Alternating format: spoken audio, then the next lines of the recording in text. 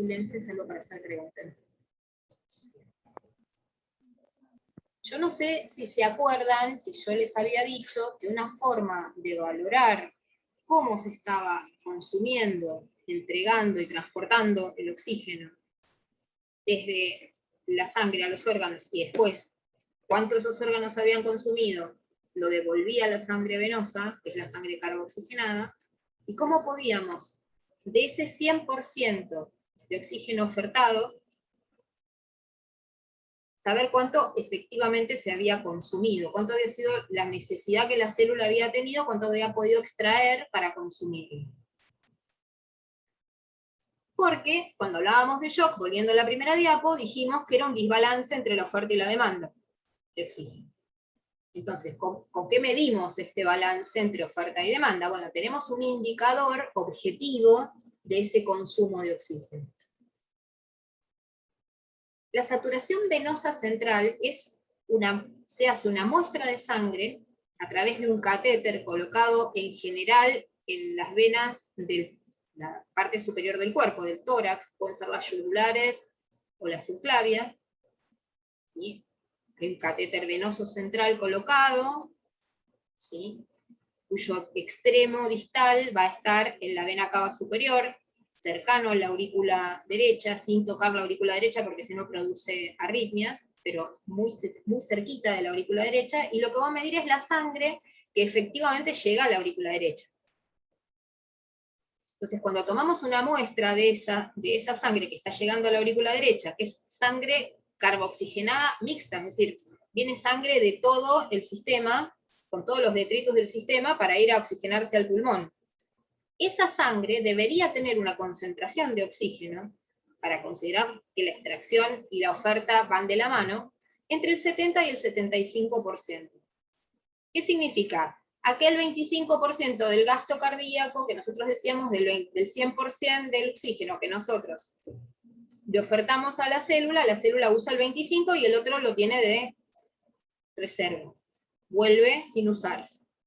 Entonces, en un sujeto sano, de 100, deberíamos tener una saturación venosa central entre 70 y 75%. La saturación venosa en este caso se mide en porcentaje, como la saturación del saturómetro. Igual. Solo que acá es como cuando hacemos un estado ácido-base arterial, acá lo hacemos venoso. Se usa la misma máquina, se usan los mismos componentes, es exactamente igual, solo que este es de sangre venosa y el otro es de sangre arterial. De hecho, es de buena práctica hacerlos a la par. Sacar una muestra de sangre venosa y una muestra de sangre arterial. Entonces ves el contenido de oxígeno en una y en la otra. Y ahí vas sacando la cuenta de cuánto se consumió realmente. Mientras esté entre 70 y 75, decimos estamos en condiciones normales. ¿Sí? La cantidad de sangre, de oxígeno ofertado en la sangre, la cantidad que se transportó a las mitocondrias, la cantidad que la mitocondria pudo extraer y usar, y lo que le sobró, va todo parejito. Quiere decir que el paciente no tiene ningún tipo de shock y no hay ninguna demanda ni aumentada ni una extracción comprometida. Ahora bien, ¿qué pasa cuando a veces, ¿sí?, puede estar disminuida? ¿Sí? O puede estar aumentada esta saturación venosa. ¿Sí? Si la saturación venosa está por arriba del 75%, ¿sí?, puede ser o que el paciente no esté consumiendo mucho oxígeno, por ejemplo, un paciente que lo tenemos en anestesia, por ejemplo, un paciente que lo tenemos con bloqueo neuromuscular, está en un respirador y está con bloqueo neuromuscular, no está usando su musculatura está paralizada, por ende no hay gasto metabólico, no hay gasto de oxígeno. Un paciente hipotérmico, un paciente ventilado que no está haciendo el trabajo respiratorio del paciente, lo ventilamos, le baja el consumo, ¿sí?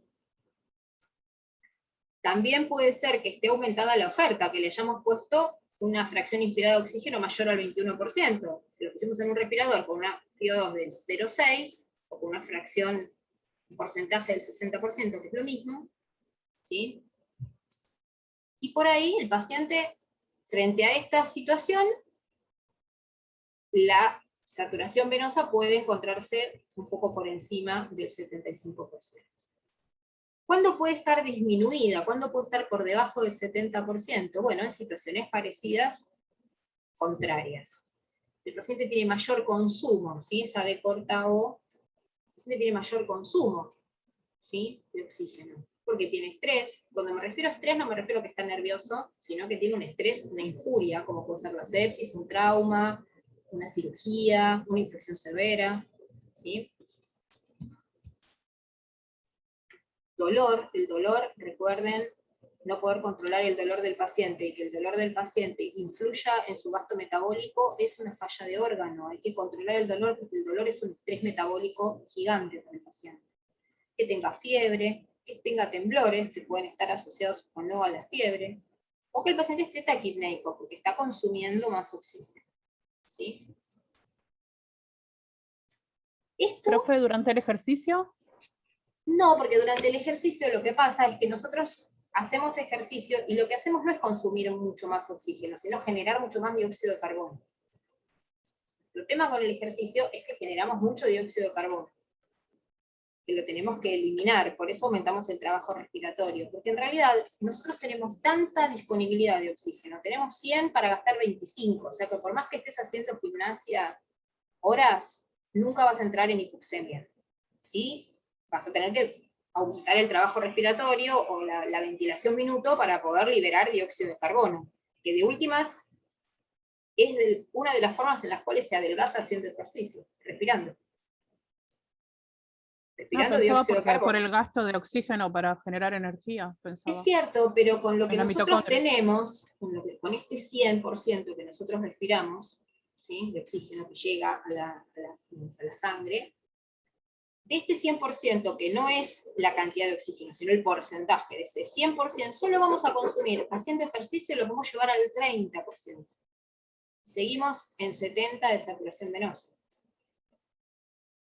Ahora, si yo hago ejercicio y no respiro bien, hago ejercicio y no me alimento bien, tengo otras alteraciones metabólicas, bueno, probablemente me modifique la saturación venosa, pero no en condiciones de una persona que hace ni siquiera los que hacen el triatlón. No les cambia esto, porque esto tiene que ver con que los mecanismos fisiológicos de compensación a esa persona le funcionan. Viene acostumbrando a su cuerpo a cierto grado de trabajo. Además, más ejercicios es, más mitocondrias generás. Por ende, esas mitocondrias van a captar oxígeno y van a hacer que tu trabajo muscular sea óptimo. Es como que el cuerpo se va acostumbrando a tener cada vez más mitocondrias, las va generando, donde genera fibra muscular roja, y ahí vas captando mejor el oxígeno. Pero del 100% siempre vas a captar entre un 25% y a lo sumo un 30%. Y este concepto de extracción de oxígeno limitado en ciertas situaciones, o consumo aumentado en ciertas situaciones, es fundamental a la hora de ver los indicadores de un paciente séptico. Cómo se modifican estas cuestiones. Y cómo la saturación venosa se convierte en el shock en un índice más para guiar el tratamiento. Se vuelve un control más de rutina del paciente en estas características.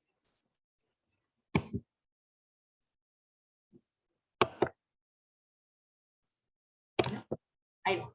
Entonces, como para redondear un poquito, ahora cuando se desconecta volvemos.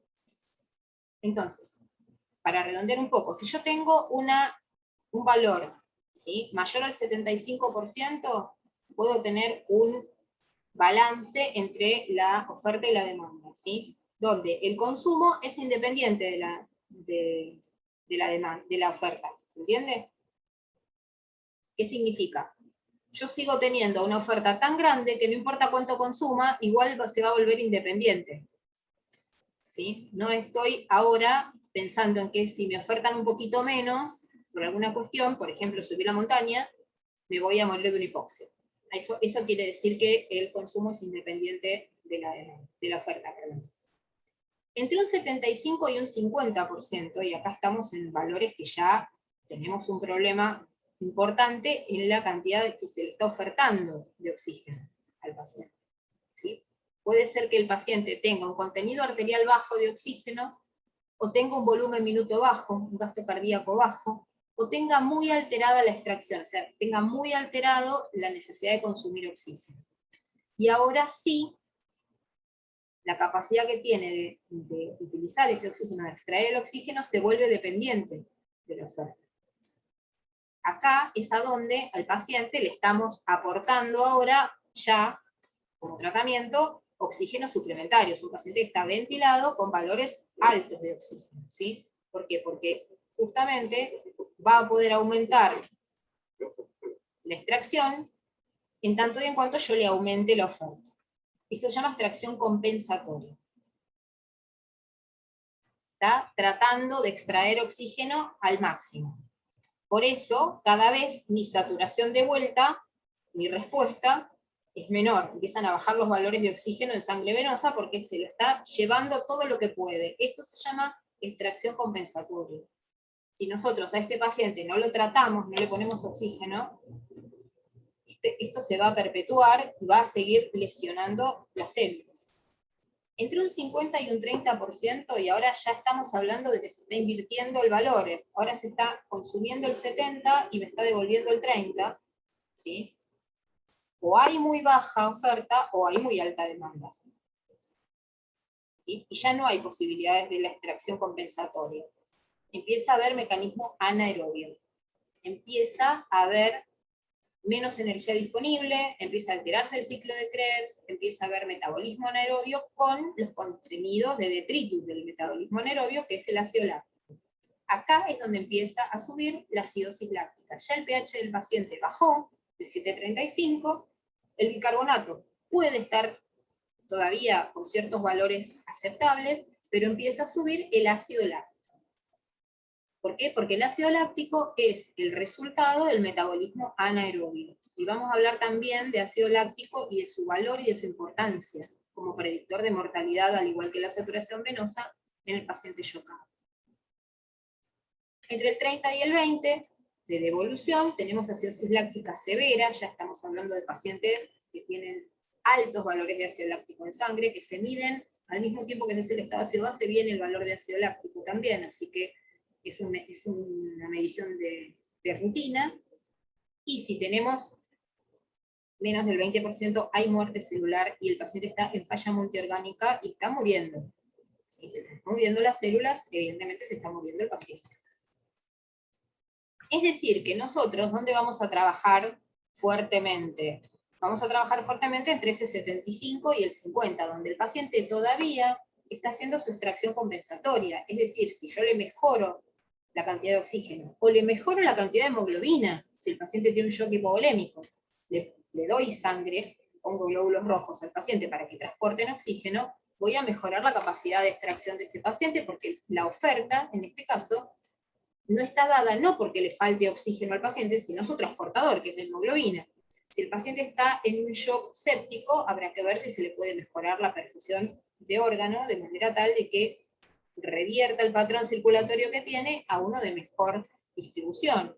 Si el paciente está en un shock cardiogénico, trabajaremos para mejorar ese tono cardíaco, esa capacidad de contraerse y de que estas arterias lleven sangre hasta los órganos. Es decir, que vamos a ir a atacar la causa entre este 75 y 50%. Porque si ya llegamos a menos del 50%, hay falla de órganos. Ya se instaura la falla de órganos. Y cuando se instaura la falla de órganos, vamos a ver en diapositivas subsiguientes cómo la cascada de falla multiorgánica se puede producir en muy poco tiempo. Y a veces, hagamos lo que hagamos, es inevitable.